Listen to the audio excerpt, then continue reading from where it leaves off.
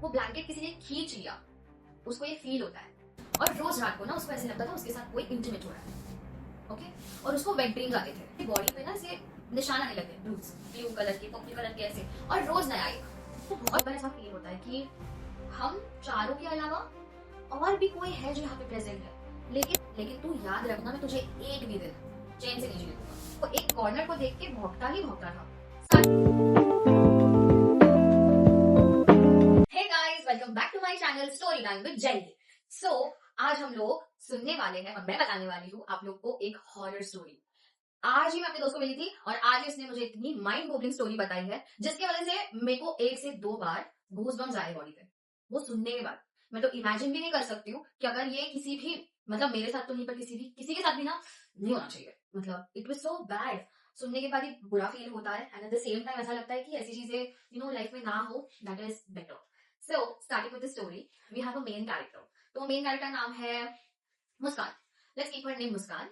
वो एक Christian family से बिलोंग करती है, लेकिन उसकी जो मॉम है वो हिंदू है। ओके, ये याद रखना आप लोग, क्योंकि स्टोरी के एंड में या मिड में आप लोग को पॉइंट्स मिलेंगे। ठीक है, you can connect the dots, you can say. सो मुस्कान जब अपने 22 के एज पे थी, तभी वो एक आदमी से मिलती है, नॉट सीरियल लड़का, आदमी, क्योंकि वो उससे 10 साल बड़ा था। And they fail in love and everything happened. उनके बीच में प्यार हुआ, फिर उन्होंने शादी कर ली। शादी करने के बाद उसके जो हस्बैंड थे वो थे मोमिडियन। तो इसने बोला कि आई वोंट कन्वर्ट, मैं क्रिश्चियनिटी को ही फॉलो करना चाहती हूँ, मुझे कन्वर्जन नहीं करना है। तो उसके हस्बैंड ने बोला कि हाँ चलेगा, मुझे कोई प्रॉब्लम नहीं, because he was also in love and ये चीज उसके लिए मैटर नहीं करती थी शायद। तो वो लोग साथ में रहते थे। तो जैसे मैंने बोला कि वो 10 years बड़े थे उससे, तो उन लोगों के बीच में ना कंपैटिबिलिटी बैठ नहीं रही थी शादी के बाद। बहुत सारे प्रॉब्लम्स आ रहे थे, बहुत सारी चीजों की वजह से वो लोग लड़ते थे और मतलब झगड़े बढ़ते ही जा रहे थे। अंडरस्टैंडिंग और सेम ग्राउंड पे आ ही नहीं रहते वो लोग दोनों। फिर उसके बाद ना मुस्कान और उसके हस्बैंड ने डिसाइड किया कि वील टेक अ डिवोर्स, क्योंकि हम दोनों भी खुश नहीं है, तो हम लोग को एक दूसरे को छोड़ना ही बेटर है। तो इन दोनों का डिवोर्स हो जाता है। 3 साल का मैरिज रहता है इन लोग का, जिससे इसको एक लड़का होता है। तो बट अब जो लड़का 2 साल का ही था, तो मुस्कान अपने साथ ही लेके आती है उसको, और वो अपने मॉम डैड के घर पे रहने लग जाती है। तो मुस्कान के घर वाले जो है वो लोग बहुत, मतलब हाई मिडिल क्लास होते हैं ना, वैसे थे। और मुस्कान खुद भी बहुत अच्छा कमाती थी। तो विद इन अ ईयर उसने अपना खुद का छोटा घर ले लिया, जो उसके लिए और उसके बेटे के लिए इनफ होगा। और उसने 2 पपीज अडॉप्ट किए थे। ओके। फिर उसके बाद अपने फिटनेस के लिए और बाकी रीजन की वजह से वो जाने लग गई जिम। तो जिम जाते जाते ना उसको एक लड़का मिलता है। वो लड़के के साथ बात होती है, फ्रेंडशिप होती है, देन दे स्टार्टेड डेटिंग। तो वो लोग डेटिंग पीरियड उन लोग का 6 महीने तक का रहता है। फिर ये जो लड़का था ये इसके एज का था, सेम, मतलब होगा 27-28। तो ये दोनों शादी कर लेते हैं। तो शादी से पहले मुस्कान इसके घर पे जाती है एक नॉर्मल विजिट के लिए, कि इसका घर कैसा है, क्या है, कि मैं शादी करके तेरे घर पे आने वाली हूँ, ऐसा। तो वो उसके घर पे जाती है, तो उसके कन्वीनियंस के हिसाब से चीजें नहीं होती है। तो मुस्कान अपने सेविंग से, ठीक है, इस लड़के का घर री रेनोवेट करती है। ठीक है, मतलब फ्रिज से लेके, कलर से लेके, बेड से लेके, हर वो कॉर्नर वो अपने घर के हिसाब से डिजाइन करती है। और शादी के बाद जब ये शिफ्ट होती है ना, तो इसके साथ इसके 2 पपीज और इसका बेटा, ये दोनों, ये तीनों और मुस्कान, ये ऐसे 5 लोग साथ में अभी घर में रह रहे हैं। अब उन लोग का वो 2 BHK था। ओके। और उन लोग का एक बहुत बड़ा सा बालकनी था। तो मुस्कान ऐसा सोचती है कि अभी तो मैं वर्क फ्रॉम होम ही हूँ, मुझे और एक डॉग अडॉप्ट करना है, क्योंकि उसके जो डॉग्स थे वो बड़े हो गए थे और उसको और एक डॉग अडॉप्ट करने की इच्छा कर गई, तो उसने एक डॉग अडॉप्ट किया। तो वो डॉग अडॉप्ट करने के बाद ये जो डॉग था ना, ये जब भी वो गैलरी में जाता था, तो वो एक कॉर्नर को देख के भौंकता ही भौंकता था। स्टार्टिंग स्टार्टिंग डेज थे उसके, वो डॉग के। तो वो डॉग लिटरली एक कॉर्नर को देख के भौंका था। तो मुस्कान ने बहुत बड़ी चीज नोटिस की, लेकिन उसको लगा कि ये, इसको मैंने अभी अभी अडॉप्ट किया है, तो शायद से वो कंफर्टेबल होने तक, उसको फिट इन होने तक टाइम लगेगा। तो उस रीजन की वजह से वो उस चीज को निग्लेक्ट कर देती है कि ठीक है कोई बात नहीं, होता है। उसके बाद ना एक दिन ये, अच्छा, अब जो इसका ये सेकंड हस्बैंड है, वो सेकंड हस्बैंड जो है ना, वो लड़का ना, मतलब इसकी शादी होने के बहुत ही, अब इसने जो थर्ड डॉग अडॉप्ट किया ना, उसके पीछे रीजन क्या होता था, उसका मन कर जाता है, क्योंकि वो लड़की डिप्रेशन में जाती है। मैंने ये चीज बताई, सो सॉरी। तो वो लड़की डिप्रेशन में जाती है, क्यों? क्योंकि उसका जो हस्बैंड है जिससे उसने प्यार किया है, उसको अभी यहाँ पे शिफ्ट होने के बाद थोड़ा टाइम जाने का पता चलता है कि उसका हस्बैंड ड्रग्स लेता है, he is into alcohol and he is into lot of things. उसको लगता है कि ये मेरे लिए और मेरे बेटे के लिए ये चीज छोड़ देगा, बट नहीं, वो चीज कंटिन्यू होती है। ओके। तो ये जो होता है ना, तो उस टाइम के बाद मुस्कान ना बहुत ज्यादा टूट जाती है, क्योंकि उसका फर्स्ट मैरिज भी नहीं चला, उसका सेकंड मैरिज भी ऐसा चल रहा है फिलहाल। तो वो जब सो रही होती है उसके हस्बैंड के बाजू में, तभी एक सीन हो जाता है कि रात को सो रही है कुछ 1:30 बजे 2 बजे, उसकी बॉडी पे जो ब्लैंकेट था वो ब्लैंकेट किसी ने खींच लिया, उसको ये फील होता है और वो तभी ना डर जाती है, डर के उठती है कि ये क्या हो गया मेरे साथ। वो अपने हस्बैंड को उठाती है, हस्बैंड पूरे नशे में है, उसको होश ही नहीं है। ये लड़की पूरी रात नहीं सोती है, मुस्कान की पूरी रात खराब जाती है। मॉर्निंग को उठने के बाद ही अपने हस्बैंड को ये पूरी चीज बताती है। अब उसका जो हस्बैंड है ही इज ऑल्सो मोमेडियन। सो इसने शादी करने से पहले उसको बोला था, मतलब मुस्कान को, कि Muskaan can you please get convert, और मुस्कान वाज इन लव, तो उसने कन्वर्जन कर दिया था। आई एम सो सॉरी, मैंने ये आपको प्रीवियसली नहीं बताया। तो मैं ये चीजें क्यों डिटेल में बता रही हूँ, क्योंकि ये सारी चीजें कनेक्टेड है आगे की स्टोरी में। तो ये जो पॉइंट्स है ना, ये बहुत ज्यादा डॉट्स कनेक्टेड है और बहुत इंटरेस्टिंग स्टोरी है। तो ये जो लड़का है वो उसको बोलता है कि अरे तू ज्यादा सोच रही है, तू ज्यादा ध्यान मत दे, आराम से, हम लोग के अलावा ऐसा कुछ नहीं।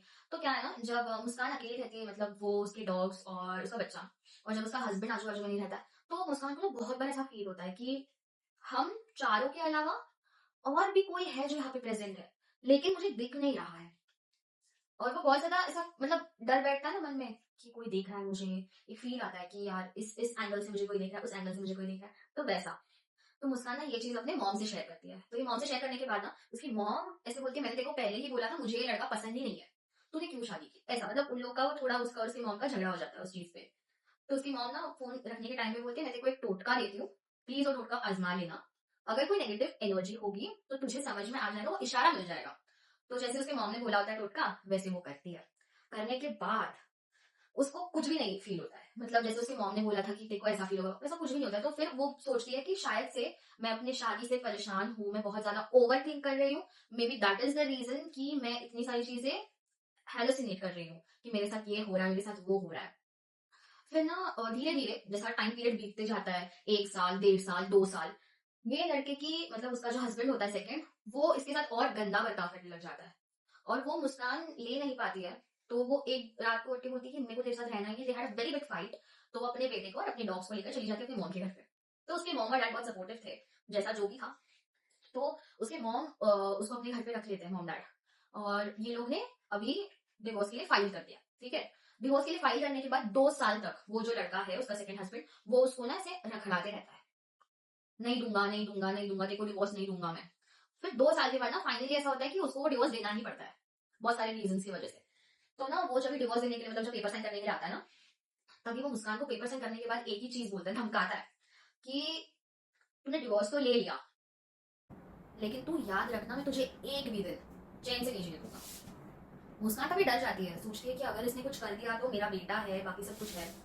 तो वो उसके बाद ना थोड़ी डर जाती है, तो वो पुलिस स्टेशन चली जाती है रिपोर्ट लिखवाने के लिए कि ऐसा ऐसा मेरे एक्स हस्बैंड ने मुझे थ्रेट किया है, आज जब वो मुझे मिला था XYZ।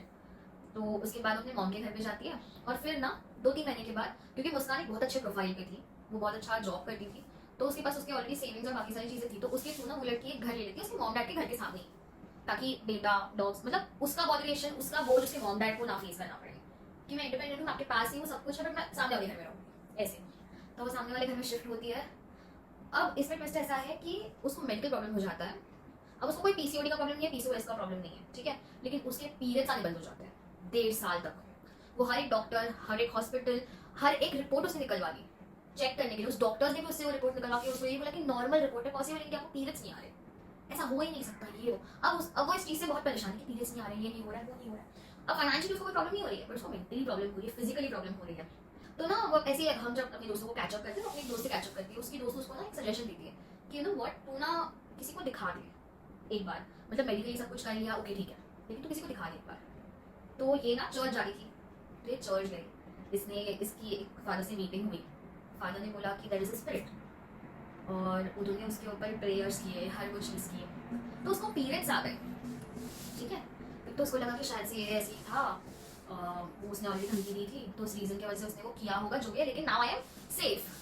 तो उसके बाद ना थोड़े दिन के बाद ना उसके बॉडी पे ना ऐसे निशान आने लगे, ब्लू कलर के, पर्पल कलर के ऐसे, और रोज नया एक। और रोज रात को ना उसको ऐसे लगता था उसके साथ कोई इंटीमेट हो रहा है, ओके। और उसको वेट ड्रीम्स आते थे।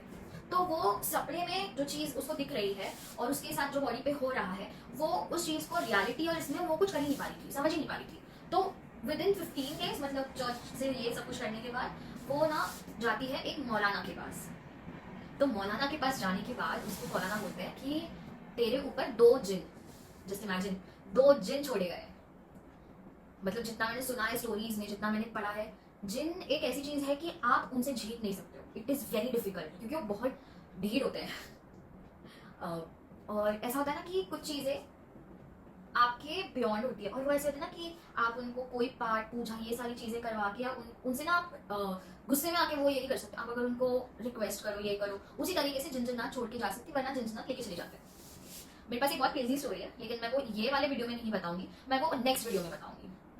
सो वो जो जिन थे, वो 2 जिन उसके ऊपर छोड़े गए थे। अब उन्होंने ना एक फूकी हुई तावीज दी उसको, और बोला कि बेटा तुम ये अपने पास रखना, और जब फुल मून टाइम होता है ना, मैं तुमको उस टाइम पे बुलाऊंगा, तुम उस टाइम पे आना, तुम्हारा झाड़ फूक कराएंगे हम। ओके।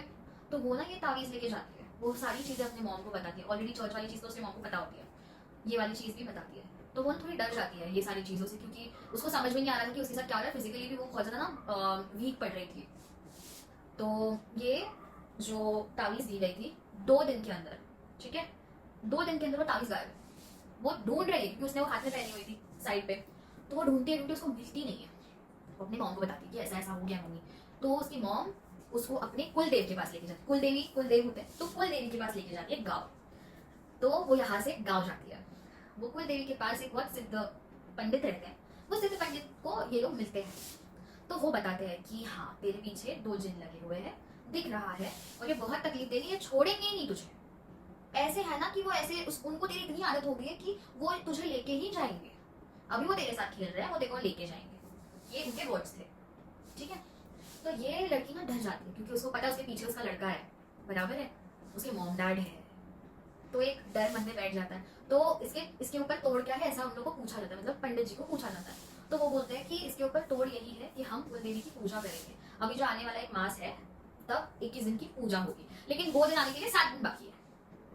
तो तुम ना, ये मैं तुमको एक कपड़े में कुछ तो वो बांध के देते हैं उसको, और बोलते हैं कि ये तेरे पास रखना, और ये खोना नहीं, क्योंकि उसके चांसेस बहुत है, ठीक है। तो वो पहली तावीज तो खो गई होती है, बराबर है। तो ये चीज, अब ये तावीज से नहीं, ये उसको एक लाल कपड़े में ये करके ना उसके हाथ पे कलावा पे बांधा जाता है, ऐसे बड़ा सा कुछ।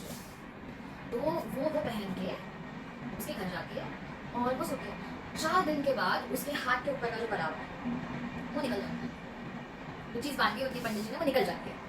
और ये अपनी माँ को बताती है कि मम्मी ऐसा ऐसा, क्योंकि वो रात को सोई थी उस टाइम पे वो चीज हुई है, ठीक है। और उस रीजन की वजह से उसको पता भी नहीं चला कि कब हाथ से निकल गया, और उसको मिल भी नहीं रहा था कि वो कहाँ पे गया है। तो उसकी मॉम कुछ जैसे मुझे पता है कि मिडिल ऑफ नाइट में वो उठती है ना, तभी उसको रियलाइज, और वो उठती भी कैसे, डर के मारे उठती, क्योंकि उसको लगता है कि इसके गले पे कोई बैठा है यहाँ पे। उसका कोई मतलब ना सांस अटकाते हैं, ऐसा ऐसा फील हो रहा है। तो वो उस इससे उठती है और सबसे पहले अपना हाथ देखती है। तो उसको पता चलता है कि मेरे हाथ में वो कलावा नहीं है। तो अपने मम्मी को कॉल करती है, उसके घर पे जाती है, क्योंकि सामने ही घर है, ठीक है। कॉल करके उठाती है और फिर घर जाती है। घर जाके मम्मी को बोलती है मम्मी ऐसा ऐसा हो गया। अब उसकी मॉम ट्राई करती है रीच आउट करने का पंडित जी को। तो पंडित जी को वो रीच आउट करते तो मॉर्निंग के 5-6 तक उठा लेते हैं वो कॉल। उन लोग की बात हो जाती है। बात होने के बाद ना ऐसा होता है कि वो बोलते हैं कि एक काम करो, आप अभी के अभी निकलो अपने घर से, और मेरे यहाँ पे आश्रम जो है ना, मंदिर के यहाँ पे, तो वहाँ पे आप रहना, मैं भी वहीं पे रहूँगा, तो इसको कुछ भी नहीं होगा। तो ये लोग ऑल ओवर यहाँ से वहाँ तक ट्रैवल करते हैं, और वहाँ पे ये लोग 2 से 3 दिन रहते हैं, और उसके बाद 21 दिन का उनका वो पूजा होता है। तो 21 दिन वो पूरी पूजा कंप्लीट होने के बाद पंडित जी ने उसको ये चीज़ बोली होती है कि 21 दिन की जो पूजा है ना, इसमें देखो बहुत तकलीफ होगी, मैं तुझे बता भी नहीं सकता। तो जब भी ये पूजा पे बैठती थी, वो सारे कुंड हवन जो भी होते थे, उसकी बॉडी जब भी पूजा में बैठती थी, उसकी बॉडी ना उससे पहले जलने लग जाती थी। ऐसे लगता था कि किसी ने उसको आग के बीच में डाल दिया है। उसकी बॉडी पूरी गर्म हुई पड़ी है, जल रही है। वो मतलब वो ना, मतलब वो लड़की ना पूरी टाइम सिर्फ रोते रहती थी कि बस वो इस चीज से निकल जाए। इतनी इतनी तकलीफ हुई है उसको कि इंसान ना डर के मारे पूरा पागल हुआ पड़ा है। डर है वो अलग। तो ये 21 दिन का उसका पूरा जर्नी, और उसके बाद पंडित जी बोलते हैं कि देखो हर साल अपने प्रोटेक्शन के लिए और अपने बेटे के प्रोटेक्शन के लिए तुझे ये 21 दिन की नहीं, लेकिन पूजा है, वो पूजा तुझे हर साल कुलदेवी के लिए करनी पड़ेगी, ताकि तुम लोग प्रोटेक्टेड रहो, तुम्हें कोई तकलीफ ना हो। तो ये थी मेरी आज की स्टोरी।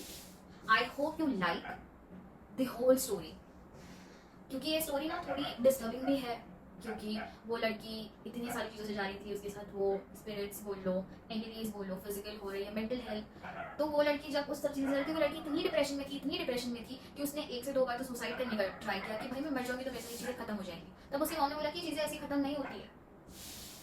मतलब वो thoughts out of the reach आपके ऊपर आ जाते हैं ना, मतलब कि यार मैं खत्म नहीं कर लूँ, मतलब इंसान थक जाता है यार। तो वो थॉट्स आने बहुत नॉर्मल है। मतलब आप अपने लाइफ में ऐसा एक डिसीजन उठा लो जिसमें आप किसी गलत पार्टनर को अपने लाइफ में लेके आओ and your life gets destroyed, your life gets hell. Just imagine कि उसने सोचा कि भाई मेरी पहली शादी अच्छी नहीं गई, मेरी दूसरी शादी अच्छी जाएगी एंड मेक इट सक्सेसफुल। लेकिन सक्सेसफुल तो दूर की बात है, स्ट्रगल से ज्यादा तो उसने बोलते ना सबसे गंदी दुनिया देख ली। क्या करती थी स्टडी, कुछ भी करती नहीं थी वो तो भाई, वो तो प्यार में थी, लेकिन उन सब में ये सारी चीजें उसके साथ हो गई। तो आई होप कि आप जब किसी अपने लाइफ पार्टनर को अपने लाइफ में लो, चॉइस करो कि मैं इससे शादी करूं, मेक श्योर कि आप बैकग्राउंड देख लो, आप सब चीजें देख लो और फिर आप शादी करो। ताकि जैसे ये ऐसे इंसिडेंट्स ना बहुत जब सुनती हूँ ना बहुत सारी चीजें, तो ऐसा लगता है कि यार किसी इंसान पे भरोसा नहीं कर सकते आज की दुनिया में, क्योंकि कौन क्या कर देगा यू नेवर नो आपके साथ। So be safe, choose people wisely for yourself, okay? And I hope you like this video. If you like it, just share, subscribe, comment below. और किसी को अपनी स्टोरीज बतानी है जो चाहता है कि मैं अपने वर्ड्स में ये स्टोरी दुनिया को नरेट करूं, प्लीज मेरी इंस्टाग्राम पे जाकर मुझे फॉलो करो और you can DM me on my Instagram. Bye, love you.